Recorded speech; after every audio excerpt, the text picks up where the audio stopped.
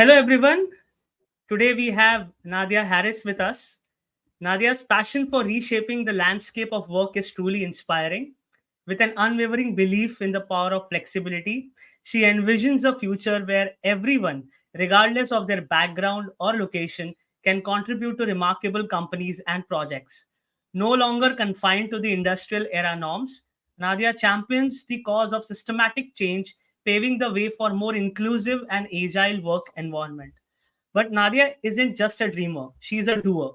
Her expertise shines through as she navigates the intricate intersection of business needs and flexible employment. From implementing remote work infrastructures in both remote first and hybrid companies to designing forward thinking legal solutions that embraces the concept of working from anywhere. Nadia is the driving force behind modernizing company culture and propelling businesses towards unprecedented success. What sets apart is her holistic approach to work transformation. She understands that true progress isn't just about remote work logistics, it's about creating employee friendly environments that prioritize performance over mere presence. Her talent attraction strategies, change management projects, and workshops for managers and teams all contribute to building resilient, remote ready, and future proof businesses. So, whether you're a business leader seeking to modernize your company's approach to work or an individual curious about future of employment, Nadia is the name you will want to follow closely. Get ready to embark on a journey of innovation and evolution with Nadia, and her perspective will really create a value. So, welcome, Nadia. How are you? Thank you. Thank you for the introduction. And I'm like, wow, that's a lot to talk about today. Yeah, I'm doing great. Thank you. So, Nadia, this is the first question that I want to ask. What does future of work mean to you? To me, oh, Yeah. okay. That's a great question because I thought that you would ask me what is the future of work, and then I would respond, I'm not a fortune teller, but I would tell you what I hope it's going to be. But what it means for me, for me it means that it's going to be a process that is rather slow, but it's already happening where we will reach our destination. I would say when companies will start understanding that working in a 9 to 5 scheme and following the patterns that were designed 100 years ago in the industrial era aren't the ones that respond to the needs of workplaces in the digital era, because we are in the digital era. So that is flexibility, number one, but then also this flexibility is tailored to goals, outcomes, right? Results, especially when we talk about the service industry right now. And also in the future of work, I see people having a meaningful life. You know, Mhm. Obviously, it's a bit utopian to say that because it's not going to reflect everyone immediately, but every tiny change will be visible already, and that's going to create huge impact, I hope. So for me, it's about adding more sense to people's lives. Like, why am I doing this? I'm not living my life just to live, just to survive, but to live, to know that I'm doing something that is great, that I believe in, that I want to do, that I want to develop myself, and that I also don't have to compromise everything that matters most to me just to earn a living. Yeah. Thank you for sharing that perspective. So, let's say post pandemic, a lot of like the way we work has also shifted. There is a bit of a remote element to everything that we do in terms of work. So, how do one embrace it better, or how do one accept it or grow with it? Well, that's very important what you just said. What changed after the pandemic? So the pandemic itself, it took us out of our comfort zones. Especially people that wouldn't believe that it's possible to work from a different, so to say, location than the office, right? And that Mhm. was already like, wow, it's actually possible. I thought it wouldn't be possible. But now what we can do to fully embrace it, it's also a process, it's a mindset shift. Why? Mhm. Because in the past it was this way that we got everything just like that. Okay, here's your job, we expect you to come here to do this, then you can take a break, then you can take a break, then you can leave, then you have to drive, you have to, if you have children, pick them up from school, come back home, cook, drive them there, then during the weekend you're allowed to take a break. So we were just supposed to follow something that was designed for us. And now what's happening is that we are completely all around the place. We have to take ownership of designing our experience. So, sometimes I ask people questions. Well, do you prefer working in the morning? Do you prefer working in the evening? Do you feel like you need to take breaks during the day? Or where do you feel most productive? Is it at home? Is it in a co-working space? What inspires you? And what is actually scary, that most responses that I get is like, I don't know. And I'm like, well, you have to start thinking about it. Or, sometimes I conduct workshops with managers and with team members, and I ask the team members, okay, so what would you like, to embrace this flexibility better? And they're like, oh, we would like to be able to sometimes have a call in the park. And I'm like, why can't you have a call in the park? Well, we don't know why. And I'm like, have you asked? No, we haven't asked. So the future of work, of working remotely, of working in a flexible way, is about ownership. It's about initiative. It's about speaking up. It's about, from a company's perspective, listening to people's needs. But the people have to understand their needs first. And maybe that will sound terrible, what I said, understand your needs. Like, what is she talking about? Like, we know what we need. No, actually, I know what I'm talking about, because you know what happened during the pandemic? There were these memes everywhere that people were working from bed. You know why? Because suddenly you weren't required to sit in a cubicle. So everyone was staying in bed like, we are free, without even thinking that working in bed in such a position is bad for your well-being in general, for your mental health, for your physical health, for everything. And it doesn't do any good. So we have to learn what we need first, what is best for ourselves, to be able to become a partner within a conversation that will shape the company's, working habits. Thank you for sharing that. So just a quick follow-up question there. Then, what are some of the skills or qualities remote leaders must focus on, as well as the teams or the employees they should work on? So, if you could answer it in two parts, it would be great. Yeah, that's also a very good question. So I would stress emotional intelligence first. Emotional intelligence first, because and again, I hate to say it, but that's true. We are all full of proximity bias. Proximity bias is a cognitive bias that we have, because it means that we tend to have preferential treatment towards the things we see or touch, we feel, right? And it's not something that it's not about being a bad person at all, or an uneducated person, or a person with narrow horizons, not at all. It's a thing that it's in our DNA. And I actually wrote about it quite a lot. If someone's interested, then please go ahead, check out my blog, Proximity Bias. So, and soon, actually, I'm also publishing a book about this, where I co-authored one chapter about this topic, because it's fascinating: proximity bias in hybrid and remote teams. So definitely, so we should get rid of this, and we should try to understand, as leaders, we should stress the need to educate ourselves in terms of emotional intelligence, and also to understand, especially, how our teams collaborate in a cross-cultural environment. Because now, when we're saying, oh, we hire people in different geographical areas, then obviously it's not like we can treat all of them the way we think is correct within an environment that we grew up. And also the second aspect, if there are companies that are not hiring all around the world, but still the world is becoming more and more diverse. People move to other countries. And if you hire them remotely, you also have to know what they're bringing to the table. So if we don't do this, we will run into assumptions very quickly. And these assumptions can kill the best company culture. So that would be the first soft aspect, so to say. And there is a lot to it. But then the second aspect, the hard aspect, is how do we actually track progress? Because it's definitely not a mouse move. And we really have to throw away this way of thinking, out. No mouse moves, no clicking, no hours spent in front of the monitor. No way. And I will keep stressing this forever. Yeah. So, Nadia, would you like to share on what exactly remoteworkadvocate.com is, and what how it benefits people who you work with? Can you share your thoughts there?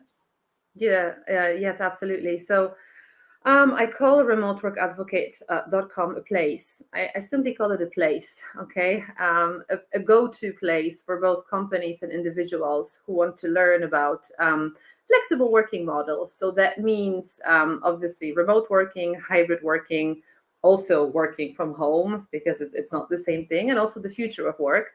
And so for Mhm. companies, it's definitely a resource in terms of information where I share articles, where I share videos, podcasts as well, and obviously my services too. So upon request, and that's basically everything that you have mentioned, from webinars through workshops, through legal solutions to hire people in different countries. Well, tools, designing a fully remote infrastructure, change management. Definitely, yes. And for individuals, because of the fact that so many people reach out to me, actually, I would say on a daily basis almost, and that happens. How do I find a remote job? I've launched an online course as well because I'm unable to Wow. respond to everyone. Yeah, and it says find your remote dream job. And yeah, I made it accessible for everyone from all around the world because I believe that everyone should have the chance to really find what they're looking for. But I will tell you a little bit more about the course. I am not giving anyone a golden solution, and I'm not finding a job for anyone. This course actually requires hard work because you have to Mhm. think about your skills first, what you really like to do, where you can apply, what value you're adding to the business. So it's not an easy way out Mhm. solution from Mhm. whatever scenario you're currently in. So it's Yeah. definitely not something that, you will swallow like a pill and like, oh, I just found the remote job. No, it never Yeah. works like that. Yes, absolutely. So, Nadia, you mentioned a very important point for individuals who are seeking job in terms to understand what value they bring into the organization, right? I would like to ask you from an organization point of view, how does remote first organization build their values, or how do, if any remote leader is watching this, how can they build a right value system well, if they're transiting to a remote first or a remote organization? Mm.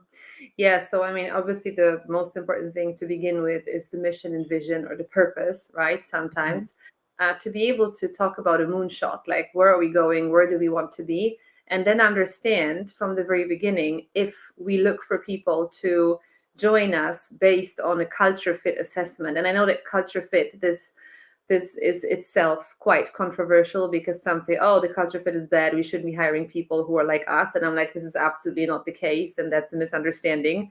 So for me, a culture fit means that people align with the values and also with the mission and vision, and their personal goals, personal professional goals align with what the company stands for, right? So sometimes it's this way. For example, like that's the thing on top of my head. I worked with a company who keeps saying that we do well by doing good, and this is what we stand for, absolutely.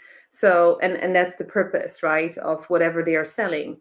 And then whenever we were looking for people, then it was always not just about finding any job, but well, what do you actually believe in? Okay, how do you see the purpose? What's your story in your life? Like, where would you like to go? How does it resonate with you? So first, to be able to understand this, and then when we talk about the values, when we have company values, I mean, I can't give everyone a recipe of what the values should be in a remote first company, but there are two ways to do it to begin with. So the Yep. first one is we already have a company that had some values. In most cases, they're probably dead because someone wrote values 15 years ago or 10 years ago, and like, oh, like, True. what are the values? They're hanging somewhere on the wall in the office. It's like, oh, people repeat them, but they have no idea what they're about. So this is this is well, Yeah. but that happens a lot, or they really have these values. Okay, so then probably what I would say, it's about rethinking the values and actually checking with the team and engaging the team to find out whether these values are really alive. Because if you write down values that are not alive, then they're fake. And this has Hmm. nothing to do with genuine company culture. The second option is also that there are companies, especially startups or smaller companies, that don't have any values because that was never a priority. I mean, they had to grow, they had to scale, they had to sell, to make ends meet at the end of the day. So then it's a moment to really sit down and think, and also ask, when they already have a team, to identify their behaviors, also to think about the how do we want to achieve our mission in the end of the day, and what values will facilitate the way of getting there, right? Also, we can think about how we want to collaborate with ourselves within a team, how we want to be against our customers, for example. A good, I would say, for instance, a good example here can be a value that's, I can say, maybe curiosity, right? Curiosity may mean that you want to develop yourself, like you want to grow professionally, and you're never satisfied with a response like, oh, we've always done it this way, or it's difficult to do it, so let's not do it. No, you just keep digging deeper, so you're also resourceful. But then if you have a request from your customer, or you have a great opinion, a great testimonial, or your customer is saying that something is not working, you dig into this deeper, and that's how you find out. So the way I've been designing values in remote first companies in the past was to be able to create a matrix. Like, what do I believe in as an individual? Are the values in line with me contributing to the growth of the company, the mission and vision? How do we cross collaborate based on these values on an everyday basis? Like, are these values alive in what I do towards my coworkers, and also externally towards the customers, right? Mm-hmm. Hmm. Through behaviors. Yep. Yep. So you mentioned a very important point on the culture part and the culture fit part. Then, how does I know? I mean, this is a ground reality. Leaders do evaluate the talent, but then how? What are some of the misconceptions or some of the areas that can be avoided, or some mistakes that can be avoided while we are building teams? Can you share your thought there? Well, the first misconception is that the culture is not an office, okay, to begin with. And the culture doesn't mean that people will sit together in one room and, I don't know, drink juice or beer together or have pizza. No, Mhm. this is not a company culture. A company culture also is not playing bingo online in remote Mhm. companies. A company culture isn't also perks and benefits only, that you keep giving everything to the people and then you check the happiness rate and it's like, oh, we're super happy because we got like things that we would never think of. This isn't company culture. So it's actually a super difficult task to Mhm. design company culture properly, because to me, I mean, obviously we talk a lot about meeting in real life, the value of real life interactions and everything, and I truly believe in it. But the Mhm. thing is that if you want to meet with someone in real life, and also companies that are saying, oh, we have to be in the office, it doesn't necessarily mean that I like someone, that I really Yep. want to be with this person. And Yep. let me tell you this, maybe this is going to be a very broad response, but I hope that it will kind of trigger a Sure. Sure. thinking process. Yeah. So I see it this way. As I told you before, we were never asked about our choices. Like, Mhm. what type of people do we like, what personality they should have, what they're interested in, do they give us energy or do they suck out the energy. And Mhm. so we used to go to workplaces where we made friends with people from work, right? We would be like, oh, gossip about this person, about that person. With this person we go and smoke a cigarette outside every second break that we have. We meet and we're like, oh, let's talk about what's happening in the company, whatever. And then I think, well, here, when we talk about the future of work, it shouldn't be that way. It shouldn't be random that we have a group of people together that don't spend time intentionally, but because of a coincidence, that they happen to be in the same building, they happen to be around just because, and they have to get along. Now, the question is going to be, how does this person, for example, in my team, when I design my team, like, how do we design our team? Yep. How many people are introverted? How many people are extroverted, right? You have a team once I had a team full of accountants, and they were very quiet, very introverted, and counting and everything and so on, like literally like that's the way it was. And we were looking for a team lead. And I said, listen, if we take someone like them, whenever I meet them again as a team, I'm going to fall asleep before we start the conversation. And they will too. You need someone to bring life into it. So Yeah. again, it's about intentional planning and also thinking how I can learn from another person, like, is Hmm. this person really someone within my team that I would genuinely feel that this person inspires me, this person fosters an environment of growth, that it's Hmm. really, I really want to listen to this person, what they have to say, what they bring to the table, whatever that is. And it's all about this intentionality. So again, by default and by coincidence, we had these company cultures in the past that we have to build something out of nothing. But today we can start shaping things intentionally because the world is our oyster. Yeah, yeah. So now you made a very important point on fostering a positive environment or building on a environment. In my whatever work that I have done in the last 10 years, be it with a startup incubator or for that matter with a co-working space, this was very crucial. But it was more in the offsite or on-site aspect, because an incubator and co-working space is more of on ground, how things how we shape up the community. But then from in a remote environment, what are some of the, let's say, skills, or how can someone be more intentional, because everyone contributes to a particular environment? So how does then one become more intentional in building or this particular environment? Yeah, so I think okay, so being intentional to begin with is already a very good beginning. But now if we are all intentional about something, but we don't have anything shared together, then Yeah. it's going to be a chaos that we definitely don't want to be in. So what Yeah. I always think about when we have a team is we have to also design principles, okay? Mm-hmm. Principles on what we expect from each other, how we expect to work, how is Yeah. work being delivered. Um, are we allowed to ask open questions? If those are questions, what kind of questions? I mean, people say there are no stupid questions, but I will tell you, yes, there are stupid questions, and I will tell you what kind of questions are stupid. If I have Yeah. a whole system like Notion, Confluence, whatever, and their responses for 2,000 pages about all the questions that you kept getting throughout the years, and someone doesn't bother checking, but they ask you a question instead of checking, that is a stupid question then, because it's Yeah. literally there because someone asked it 50 times before. So then, such principles, because again, even that's a very basic thing of what I'm saying right now, but it does generate frustration for both sides. Like, no, not again. They're asking me Yeah. again, but this person is asking for the first time. So somehow being able to say what direction to go.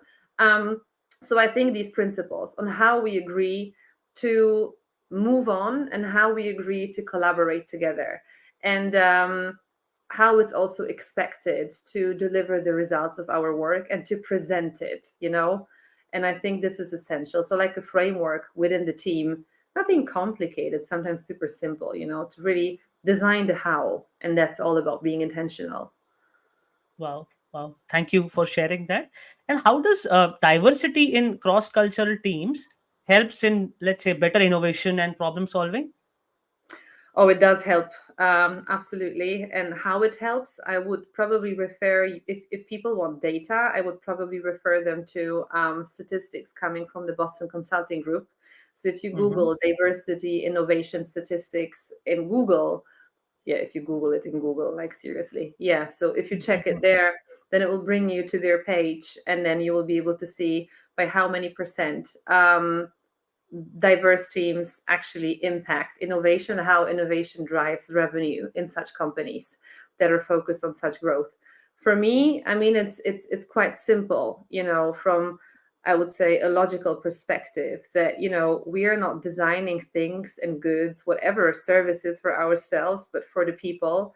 The world is Yep. becoming more and more diverse. So Mm-hmm. I can't look in the mirror. It's this thing that I think everyone who started their own business or wanted to start their own business, they first went to their family and then to their friends, to ask if it's good. I'm like, well, no, go to strangers, actually, Mm-hmm. from different groups to be able to give you an unbiased opinion, and that's the same situation with diverse teams in terms of innovation and growth. But I mean, not to even mention the fact that, as you said in the intro about me, I believe that everyone should have a chance to work for a great company, no matter where they come from. Mhm. Mhm. So true. So, one thing that I have learned in the last few years is that our employees are our first customers. This is a phrase that we usually share with startups. So, how can organizations ensure that their remote employees receive the same level of recognition and opportunities as who are, working offsite? This is again a very good question. And it blows my mind whenever I ask myself how there are companies that sell goods or services online and they have no problem creating a great user experience, amazing reviews on Trustpilots, and having customers coming back and buying their whatever they're selling again and again, and being Mhm. really happy about it. But they just can't. Either they can't let go and ask their people to actually be location independent if whatever they're selling is location independent. Like, there's someone who can resonate with the brand without being able to touch it because it's just online, but you can't do it with your people. So I'm like, there is a complete lack of logic for me. But I think that it's the same way that with intentionality you design a user experience, but you also have a determined target group. At least most companies, they know what they're selling, for whom they're selling it, and why. Okay. The same thing. Let's turn around and let's go back to our Yeah, company. Who yeah, are we hiring? What are we offering and why? So it's very simple. And it's like, yeah, let's just literally try to mirror everything that we do towards the outside world, to attract customers, to sell, to have a great offer, to have a target group. We won't be able to sell everything to everyone, right? It's never going to happen. I mean, there are some companies, I mean, some things that I mean, in the end of the day, like everyone needs a phone, most probably, maybe not everyone, right? Everyone needs, I don't know, a pen or a glass or whatever. Okay. But yeah, then again, there are different companies where you can buy this. But when you look at your people in your team, I mean, it's exactly the same. It's exactly the same story. Like, what is this company about and what type of people, again, will be able to even work on the goods, on the services, on the products that we are selling to our customers. It's very simple. I mean, again, it's all about this. I mean, simple. It's simple, but it's not easy. I mean, now I'm talking about a principle, like high end. But I mean, yeah, then when we respond to the question of company culture, well, this is the way we should, so to say, attack it, rather than yeah, trying to look at, oh, what can we give, what can we do, like how to do it, how to make people more engaged. I'm like, well, go back and really start talking about common sense you yeah, know yeah, yeah. So, from a very basic level, someone who is new to remote work or someone who is watching is also exploring, moving towards remote work. Technology is a very big enabler in making this happen, I think. So how can it also mitigate proximity bias in concept in context of flexible, work arrangements? What are your thoughts there? So, again, something that we did during the pandemic is we have Mhm. taken all tools available on the market to copy our in-office experience. Yeah, Right? yeah, yeah, No difference. We saw each other right in the office, so we took video conferencing to see each other online. Great, technology is working. And I'm like, completely no. Because proximity bias is actually something that you can see, well, in hybrid teams, you can see it for sure. And that's like one of the topics that I wrote about. yeah. But in remote teams, it also happens. When it happens, particularly when, and there are still managers, believe me, that they look whether someone has a green light over Slack, if they're there or not. Okay, which means, oh, they're working. Not that they're writing to a person, and this person is responding or not. No, this is just about this light, or it's about people having full calendars. So if you have a full calendar, it means that you're working. Why? Because it's this virtual proximity bias that I can see that you are busy, right? I can see that. If I can't see it, that means you're not working, as if working meant just sitting on numerous virtual calls, right? So how Mm. technology can help us? Well, definitely not this way, that we will use it to replicate everything that we did in the office, because technology also reveals all inefficiencies that we had in an Mhm. office. Let's even take a look, at project management software, right? Something Mhm. that is kind of native for IT teams who work in Scrum or Agile, they see the progress right away. But other teams, they don't have a culture of documentation. The fact that you are working is determined by whether you have entered the office or you left the office. Whereas Mhm. here, everything becomes visible. If you have your progress documented, you see how, the percentage of your project is growing, where you have the end goal, what you have done in the meantime, so that your project reaches or task reaches its destination. This is how we should use the technology. So we should be, again, very intentional about it, like not to replicate the office experience, but to think how we can automate, okay, processes, how Mhm. we can document, how we can streamline, how technology can free up our time and help Yeah. us connect in real life whenever we need to do that. Okay. Also, just to add up on there, are there any specific like practices that have helped in uh, ensuring that we are building a more inclusive culture or a productive culture?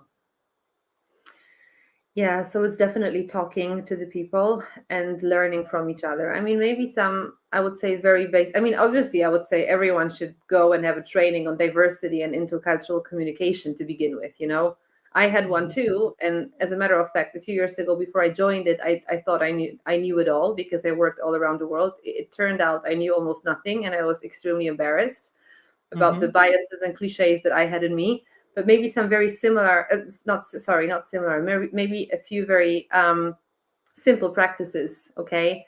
You can even have lunch and learn sessions with your team, where if you have team members, let's say you have 10 team members or 15 coming from different parts, either of the country or the world, they can, during a lunch and learn session that you can do, I don't know, weekly or bi-weekly, whatever, it doesn't really matter. Okay. You Mhm. can ask them to tell more about themselves, the culture, the habits, where they come from, what it's like, what's important, so that people keep broadening their horizons step by step. But this is among the people. But I would say, well, leaders have to educate themselves. And maybe one quick tip as well, there's a great book called The Culture Map. The Mhm. Culture Map. So Yep. if you Google it, it will be yellow, so you'll see immediately. Yep. And it's a great one to kind of open our eyes and broaden our horizons about the biases that we have within ourselves. Yep. Yeah. What are some other books, podcasts that you listen to? If you share in terms of how do you gain this knowledge? If you could share that. Oh, well, it's it's silly what I will say, but I literally had a conversation, excuse me, about it last night. I read before I go to bed, and I read everything. Like, I have an idea about a certain topic and I Google everything that I can find. Like, I come to the basement of the internet, so to say, So that's literally, trust me. But no, I mean, it's the Harvard Business Review for sure. It's Management 3.0. I think that there are also some amazing remote first advocates that I actually follow, and their podcasts as well. Mhm. So there's Digital Nomads Daily. There's Chase Warrington from Due East with his podcast that is great about traveling, being kind of a digital nomad as well, but also Yep. building remote first companies. There's the Remote First Institute, obviously, that I'm also part of, where we keep sharing a lot. I mean, if Yep. you want to find the knowledge, you will find it, and it depends on what you like, whether you prefer videos or you prefer podcasts or you just want to read. You'll find tons of stuff, I guarantee you. Yep. So, Nadia, moving ahead, I would like to know more about, is this something that you really wanted to do? Like, we like build this. Like, how did you successfully navigated your career transition, or how was your process? Okay. Well, that's, as a matter of fact, I like talking about it because I think it may resonate with many people. Let's go Yep. 10 years back. Mm, and then Yep. I had no idea what I wanted to do. I thought that I was doing the wise thing. So I remember myself standing in a big city looking at all this. That was actually New York, not a big city, forget it. I remember myself standing in New York, Manhattan, and looking up at all the skyscrapers, all these people in suits. They were so important, so important, and I was walking down the street. It was late at night, it was dark, and I was like, oh, the lights are still on. They're someone's, right? Because they're still working, and I thought, like, well, this is a synonym of success. Like, how do I get there? I have to get there, so obviously, you watch all these movies that you are fed with since your childhood, about Mm. offices, rich people in expensive suits, cars, driving in big cities, having time in the morning with no traffic, like to get up, to have breakfast, to run, to meet their friends, to drive the children to school and arrive at work on time, which is complete nonsense, right? And everything around is beautiful and sugar coated. And it's like, wow, And I mean, if you watch it 150 times or more, which for sure you do, even in cartoons, since you're a child, you start believing that this is a synonym of success. And I thought that this is going to be my dream as well. So everything that Mm. I did, I was, planning very wisely, following the pattern. The deeper I got into this, I was figuring out that I have a serious problem because I was at that time right after university. And I thought that there is an issue with me because I am unhappy. I'm just so Mhm. unhappy. I'm unhappy with everything. I'm unhappy with the environment, with the surrounding. I'm bored. I'm bored to death. Like, seriously, I'm so bored. I can't keep sitting here, no matter what you give me. I'm going to drive myself crazy, in the end of the day. And then I kept asking myself this question, okay, so this is it. Well, this is what makes the people happy. That's like, yeah, like, learn to be happy. I mean, learn to be happy. You have it. And then I thought, no, I can't do it. And I lived in Europe at that time. I dropped everything. I burned all bridges. I moved to the States. And I found a great job again. I bought a car, and I was driving on the highway to this big office, and I thought, wow, this is my American dream. Like, now I'm going to be so happy. Like, I'm really part of it. I live there. I mean, this is what I wanted a few years ago. Like, hello, like, you did it. I started working in this office, and a few weeks later, I think it was 6, 7 weeks later, I started being really angry with myself because, again, I got really bored and tired, sitting all the time, sitting in this artificial light with this air conditioning on, like, all the time, blowing in my face and my eyes itchy and everything. I'm like, okay, so now for the next 40 years, I'm going to live my life like 9 to 5 and keep driving back and forth, back and forth. And once a year, someone is going to allow me to go on vacation. I can't live like this. And again, everyone thought that I was completely crazy. And what I'm trying to say is that I had absolutely no idea what I wanted, but I knew what I didn't want, okay, all this time. And it wasn't easy because I kept looking and looking and changing my career as well, from a lawyer to working in sales to working with languages, with everything. And I'm like, what else? What else can I do? And then suddenly I was so frustrated that I started sending my CV wherever for a change, hoping that maybe if I move to a different city, it will be different. It wouldn't be different moving to a different city. I already know that. But then one of when I send out my CV, I got a response that, well, we would like to invite you to an interview process to work remotely. And I'm like, what? It's a scam. I mean, you have to have like remote. Like, what's remote? Remote work from home? Come on, 8 years ago? Think about it. This is ridiculous. Yeah. But I was curious, and obviously I interviewed and like, yeah, you're hired as a contractor, right? But still, I'm like, can you really make money on this? Like, no, you cannot. And then it turned out that I actually made money on this, and I was able to buy a plane ticket to go on vacation because by that time I already quit the other job and I moved back to Europe because of family reasons. And it turned out that, well, I did it once, so I started doing it over and over and over again, applying, sending my CV here and there, doing gigs with languages, and then started with recruitment. I went into talent acquisition, and I thought, well, it's kind of working. You know what's really interesting, that back then no one was using the word remote or hybrid. Like if someone asked me what I'm doing, where I'm working, I would respond, well, I work with companies in different countries. This is what I would say. I would never say I'm working remotely. Like, Yeah.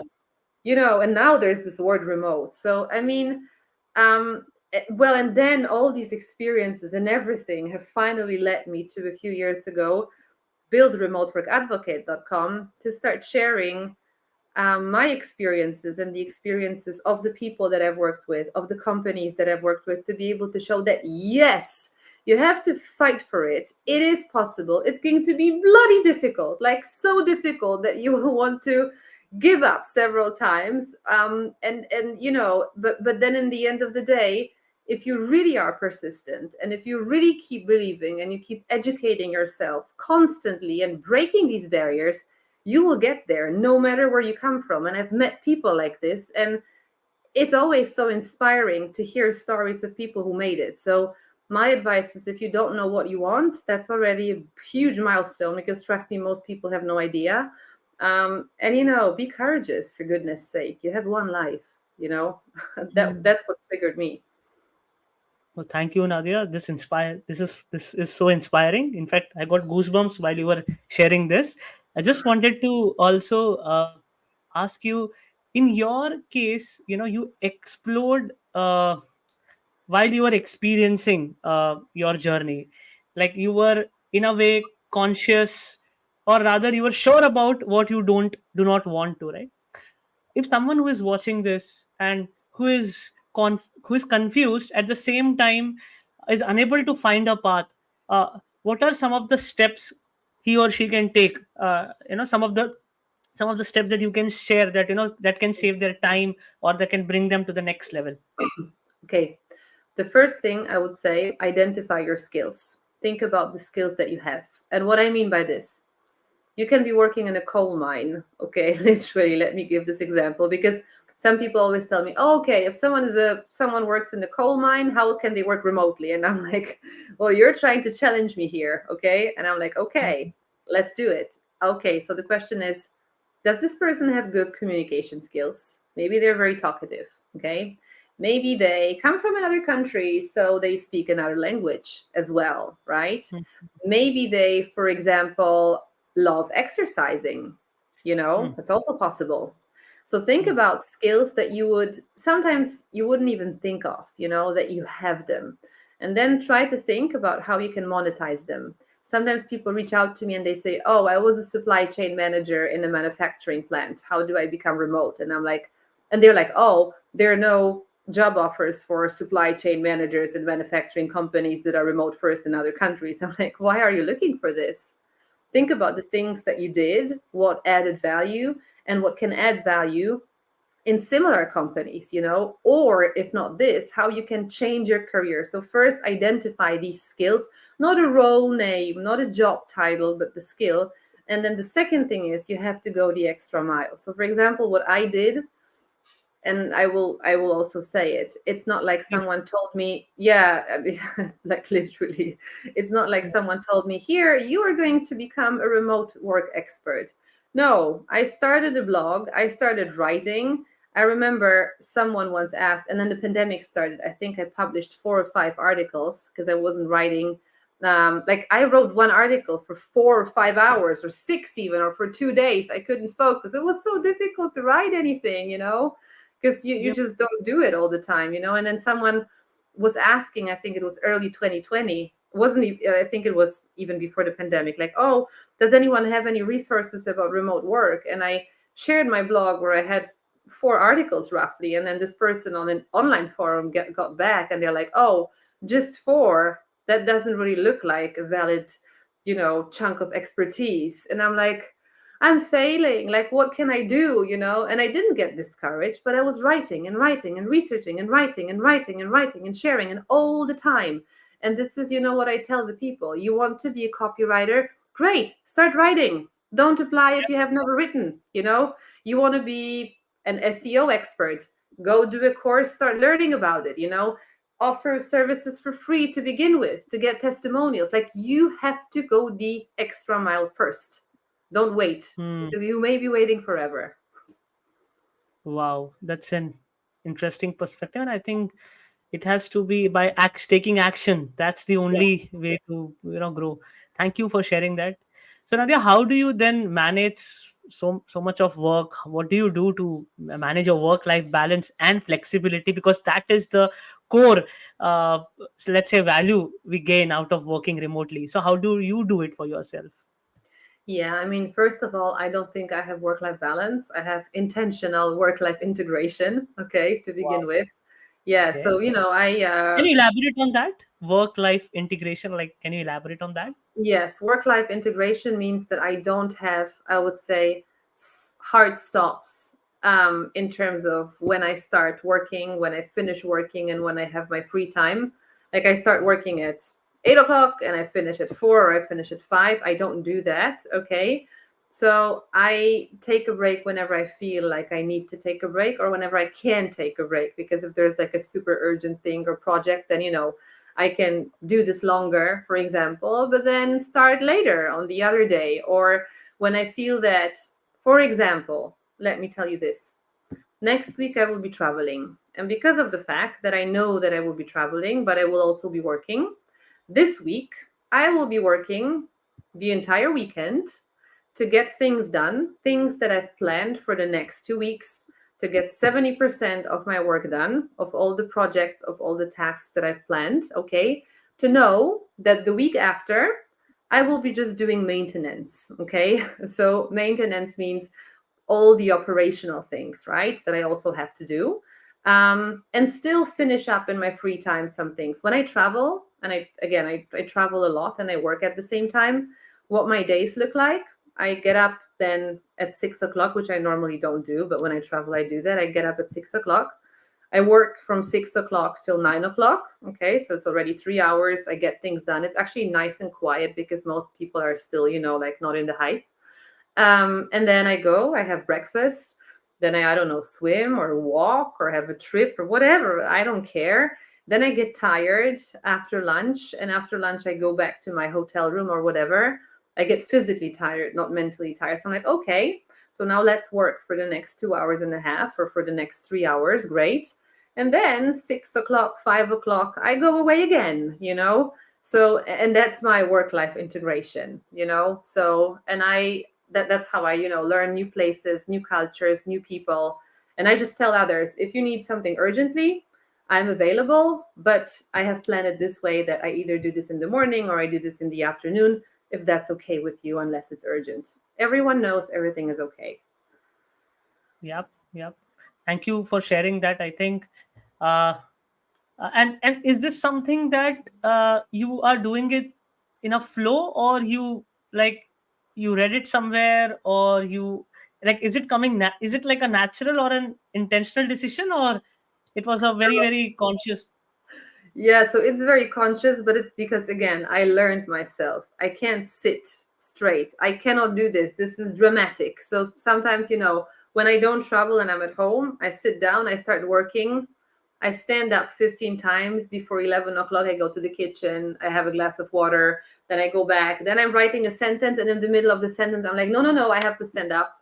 I look in the mirror, or I go to, I don't know, the window, and I'm like, no, no, I will have to continue working from a cafe. So I take my laptop and I go to a cafe. I get a really good coffee where there's nice music in the background. I'm like, oh, okay, yes, this is the environment that makes me happy today. So I sit there and I continue working for 4 hours. And I'm like, okay, that was a great experience.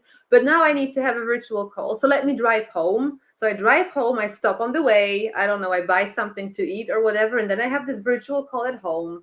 And so it is very intentional, but it's kind of, there isn't this stiff routine of you have to sit and just keep looking at the clock.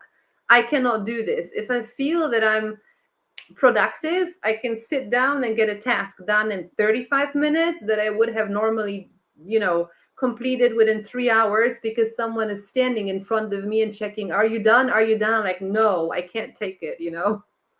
Yeah, yeah. And Adya, how do you avoid distractions? What do you do?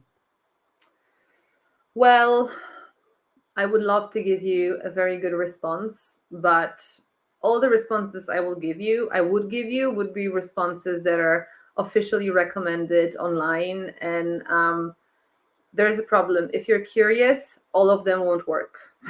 So, Yeah. if you get a notification, you really want to see something, you really want to check something, Yeah. you can read about millions of techniques and you will still keep checking everything all around you. Like, trust me. And I've done that, So, yes, Yeah. I've been Yeah. all around the place, mentally drained completely from everything that I was doing. So my advice, Yeah. discipline. There is just one advice: discipline. Hmm. Discipline. It doesn't have to be, you have to forget about curiosity. You have to forget about what you feel right now that you want to check, whether there is a thunderstorm, I don't know, 2,000 kilometers away, because it's really not important right now, Yeah. or that your friend had a wedding of her friend or his friend a week ago on Facebook. Like, you don't really need to know. So discipline yourself and be like, I need to get this done now because it's a priority. The more you train, the more you master it. But there are obviously cool, I would say, techniques as well. One of them that I actually really like and use, it's the Eisenhower matrix. Mhm. And I recommend the Eisenhower matrix to people. So you have 4 categories: the things that are important and urgent, important and not urgent, not important and urgent, and not important and not urgent, right? And then you kind of audit your day and your week and your month, and it turns out whether you're productive or not, and whether you let distractions take over your life or not. And based on that, you're like, oh, I need to take action. Yep. And what are some of the tools, productivity tools that you use to manage your work?